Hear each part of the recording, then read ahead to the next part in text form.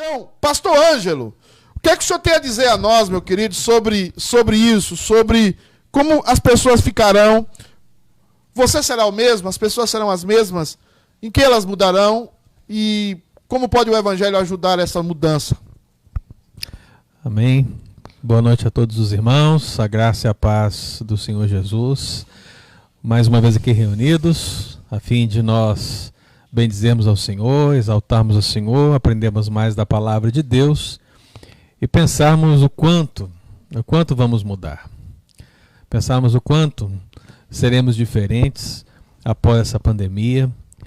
E é claro, irmãos, a gente tem experiência de tudo um pouco. E é bem possível que num momento como esse, onde nós fazemos essa pergunta, se seremos diferentes após essa pandemia, que a grande maioria pense que seremos diferentes e nós esperamos que sejamos melhores. Mas também há crentes que infelizmente pensam que nada mudou, que nada se acrescentou, que não melhoraremos em nada, ou talvez pensam numa visão mais pessimista desse tempo. E é aqui que a gente precisa trazer a palavra de Deus para responder essa pergunta a todos, enfim.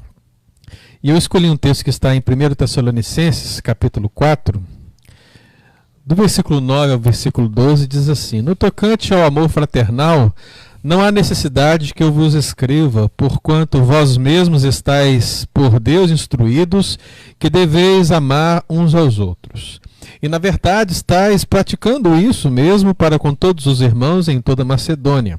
Contudo, vos exortamos, irmãos, a progredirdes cada vez mais e a diligenciardes por viver tranquilamente, cuidado que é vosso, e trabalhar com as próprias mãos, como vos ordenamos, de modo que vos porteis com dignidade para com os de fora e de nada venhais precisar. Eu gostaria que você pensasse um pouco sobre isso, irmão. Afinal de contas, imagine o seguinte: imagine que antes de toda essa pandemia, de toda essa crise, você fosse um homem que tivesse uma fé operosa. Imagine que você fosse alguém que manifestava o amor de Cristo com total abnegação. Que você tinha uma esperança firme, resoluta e, quem sabe, uma fé conhecida em toda a região.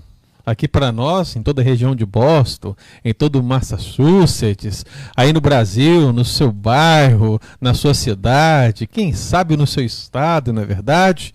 Imagine que o seu testemunho chegasse a tal ponto do evangelho ser pregado com poder na sua vida, através do seu ministério, e aí você é confrontado com essa pandemia.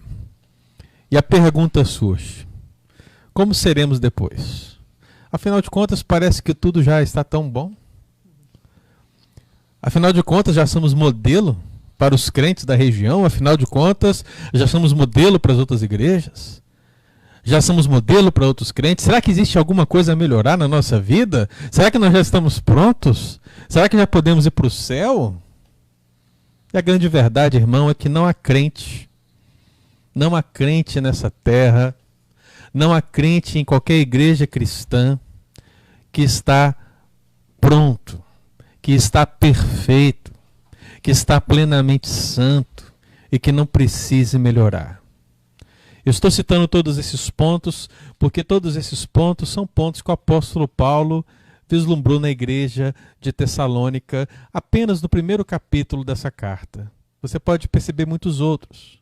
Então você entende que essa igreja é uma igreja que está exercendo um papel importante no contexto da Caia, da Macedônia, sendo uma igreja viva, sendo uma igreja verdadeira. E aqui, meu amado irmão, o que o apóstolo Paulo orienta? Ele diz simplesmente: olha, está bom? Vocês chegaram ao patamar? Está tudo ok? Não. A palavra do Senhor diz aqui no capítulo 4, quando ele vai falar de outros aspectos que a igreja também tem vivido, como amor fraternal, como trabalhar com as próprias mãos, como portar-se com dignidade. Ele diz nesse contexto justamente essa palavra que deixo para os irmãos: vos exortamos a progredirdes cada vez mais. Vos exortamos a progredirdes cada vez mais.